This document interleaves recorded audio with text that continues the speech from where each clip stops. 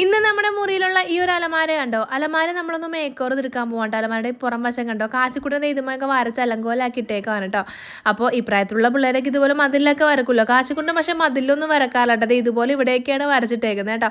അത് പക്ഷേ മായ്ച്ച് കളയാനും പറ്റും കേട്ടോ. പക്ഷേ എങ്കിലും കുറേ നാളിട്ടുണ്ട് അലമാര അങ്ങനെ തന്നെ ഇരിക്കുന്നത്. അപ്പോൾ ഞാൻ വിചാരിച്ചു ഒന്ന് വോൾ സ്റ്റിക്കർ ഒന്ന് ഒട്ടിച്ച് ഒന്ന് സെറ്റാക്കി എടുക്കാമെന്ന് വിചാരിച്ചിട്ട്. ഇത് നമ്മൾ ഫ്ലിപ്കാർട്ടിൽ നിന്ന് മേടിച്ചിട്ടുള്ളതാണ്. ഇത് അടുക്കളയിലൊക്കെ ഒട്ടിക്കാൻ പറ്റിയ നല്ല അടിപൊളി ഒരു വോൾ സ്റ്റിക്കറാണ് കേട്ടോ. വെള്ളമൊന്നും വീണാലൊക്കെ നമുക്ക് തുടച്ച് കളയാൻ പറ്റും കേട്ടോ.